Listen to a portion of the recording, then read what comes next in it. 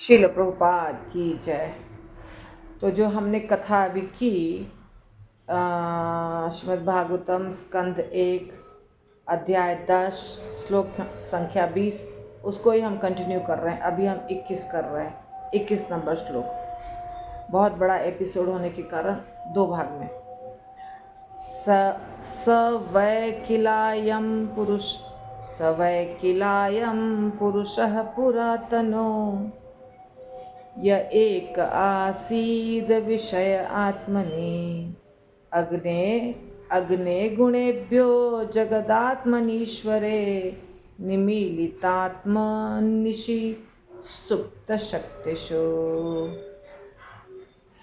वे भगवान श्री कृष्ण, वह जैसा मुझे स्मरण है, किल निश्चित रूप से, अयम यह पुरुष श्री भगवान पुरातनः आदि, यह जो एकमात्र आसीत विद्यमान थे, अविशेषः भौतिक रूप से अव्यक्त, आत्मनि स्वयं, अग्रे सृष्टि के पूर्व, गुणेभ्य प्रकृति के गुणों का, जगत आत्मनि परमात्मा में, ईश्वरे परम भगवान में, निमीलित में लीन, आत्मन जीव, निशिशुप्त रात्रि में निष्क्रिय, शक्तिशु शक्तियों का। वे कहने लगी, वो क्या कह रही हैं वो बता रहे हैं।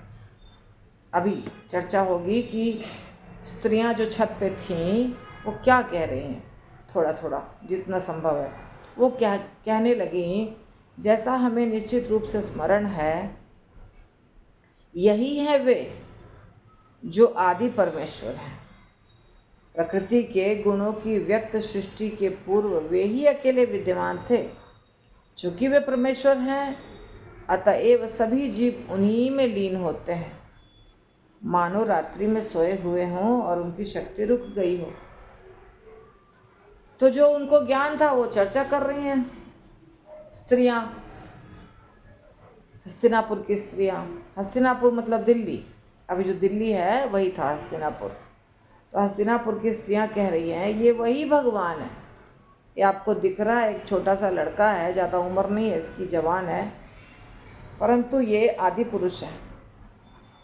मुझे पता है ये आदि पुरुष है। और जब सृष्टि नहीं हुई थी, आदि पुरुष का मतलब क्या होता है? गोविंदम आदि पुरुषम तमहम भजामि। ब्रह्मा जी कहते हैं, गोविंद है, गोविंद आप आदि पुरुष हैं, प्रथम पुरुष हैं, फर्स्ट। आपके पहले कुछ भी नहीं था। जब कुछ भी नहीं था तो वो भी अकेले विद्यमान थे। सृष्टि के पूर्व वे अकेले विद्यमान थे। प्रकृति भी नहीं बनाया था उन्होंने, कुछ भी नहीं बनाया था।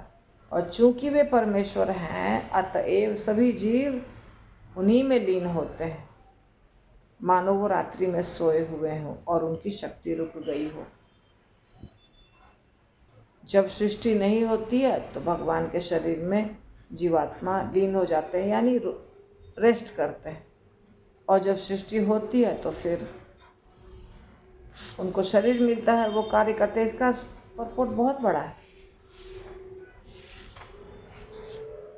इस दृश्य जगत का विलय दो प्रकार होता है। ये देखिए, जानिए, बहुत लोगों का ये प्रश्न उठता है, माता जी प्रलय के बारे में बताइए।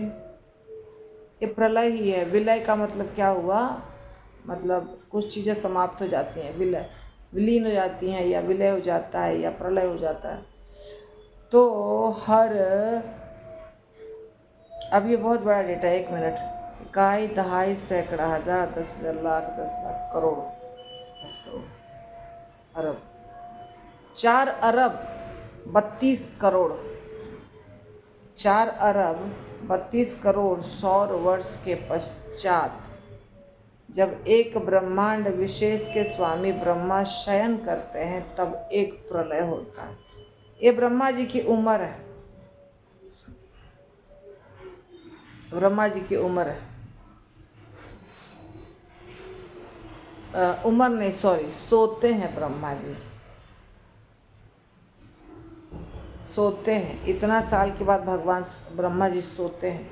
इतना 100 वर्षों के पश्चात एक ब्रह्मांड के विशेष स्वामी ब्रह्मा जी शयन करते हैं और तब एक प्रलय होता है। मतलब ये दिन का समय है, ब्रह्मा जी का दिन इतना होता है, इसमें 2 से गुना करेंगे तो ब्रह्मा जी का एक दिन पूरा हो जाएगा, एक कल्प। तो ब्रह्मा जी का एक दिन एक कल्प कहलाता है। तब वो सो जाएंगे तब क्या होगा, एक प्रलय होगा। और ब्रह्मा की आयु कितनी है, 100 वर्ष। 100 वर्ष के अनुसार, हमारी गणना के अनुसार अभी लिखा है प्रभुपाद ने, कैसे लिखा है देखिए, 4 करोड़ नहीं 32 करोड़ था ना, 4 अरब 32 करोड़ साल के बाद ब्रह्मा जी सोते हैं। तो ये ब्रह्मा जी के दिन का टाइम है, दिन या रात्रि, 24 घंटे में ये 12 घंटा है। ब्रह्मा जी का 12 घंटा, हमारा इतना साल है, 4 अरब 32 करोड़ साल। 4 अरब 32 करोड़ साल के बाद ब्रह्मा जी सोते हैं तो पूरे सृष्टि में कुछ नहीं रहता, प्रलय हो जाता है। और जब ब्रह्मा जी की पूरी आयु होती है तो इसी को क्या किया, ये आधा दिन है ना, 2 से गुणा किया तो क्या हो गया, 8 अरब बोला था मैंने, हाँ करोड़ अरब, 8 अरब 64 करोड़ में ये 2 से गुना किया तो 8 अरब 64 करोड़ हो गया, मतलब पूरा दिन। उसमें 30 से गुणा किया, मल्टीप्लाई किया तो 1 महीना, फिर उससे 12 से गुना किया तो 1 साल, फिर उसको 100 से गुना किया तो 100 साल। ये पूरी उम्र है जब संपूर्ण ब्रह्मांड का प्रलय होता है। और दोनों ही बार महत तत्व अर्थात भौतिक शक्ति और जीव तत्व अर्थात तटस्थ शक्ति भगवान के शरीर में लीन हो जाती है। दोनों ही समय, दोनों ही बार सभी जीव भगवान के शरीर में सोए रहते हैं, तब तक सुप्त रहते हैं जब तक जगत की दूसरी सृष्टि नहीं हो जाती। भौतिक जगत के सृष्टि, पालन और संहार का यही विधान है, यही विधान है। भगवान के शरीर में रेस्ट करते हैं, फिर सृष्टि होती है, फिर सबको शरीर मिल जाता है। श्री भगवान द्वारा गतिमान किए जाने पर भौतिक प्रकृति के तीनों गुणों की अंतःक्रिया से भौतिक सृष्टि होती है।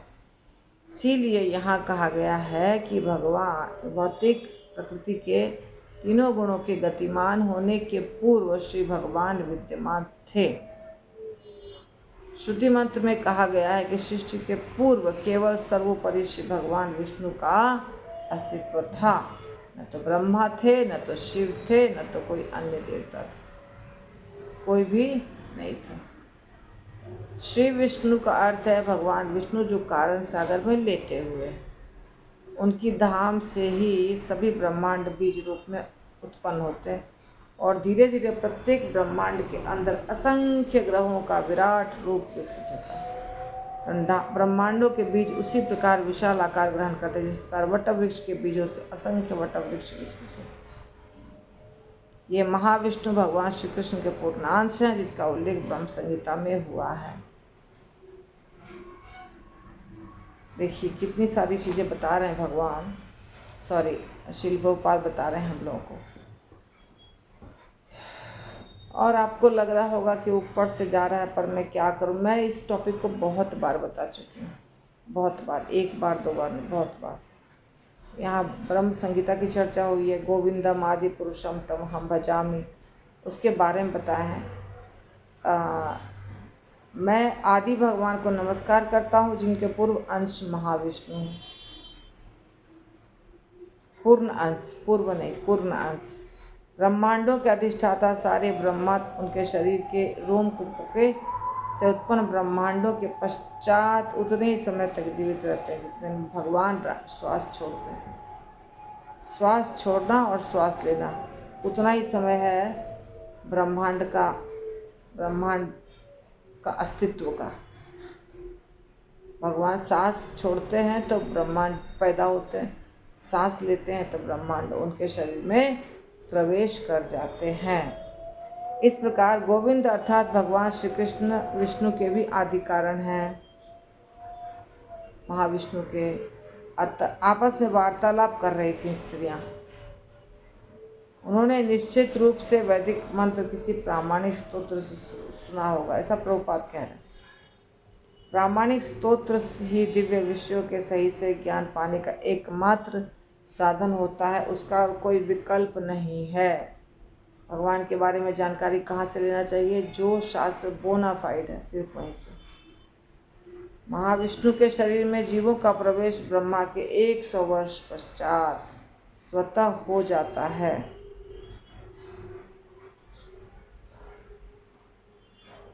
प्रभुपाद बता रहे हैं, एक वार्निंग दे रहे हैं। इसका अर्थ यह नहीं कि व्यक्तिगत जीव अपना अस्तित्व पहचान खो देता, पहचान तो बनी रहती है। और जो ही श्री भगवान की परम इच्छा दूसरी सृष्टि होती है, तब सभी सुप्त जीवात्मा निष्क्रिय शरीर को छोड़ दिया जाता है, जिससे वे पूर्व जीवन के विभिन्न कार्य क्षेत्रों के अनुसार अपने कार्यों को आगे बढ़ा सकें। इस प्रकार ब्रह्मांड बनता है। प्रलय के बारे में बेसिकली चर्चा हो रही है, अलग अलग प्रलय होता है। थोड़ा सा टफ जा रहा है, मैं क्या करूं, मैं बाद में बताऊंगी। ये तो बहुत वीडियो छोटा हो जाएगा, 11 मिनट का सिर्फ है। हाँ, तो ये जो क्वेश्चन है, ये जो चल रहा है, ये टॉपिक ही बहुत टफ है। आज की तारीख, वही तारीख, आज की तारीख है 2/8/24। इसको कंटिन्यू करूँगी बाद में, ठीक है। श्रील प्रभुपाद की जय। निताई गौतमानंद हरि हरि बोल।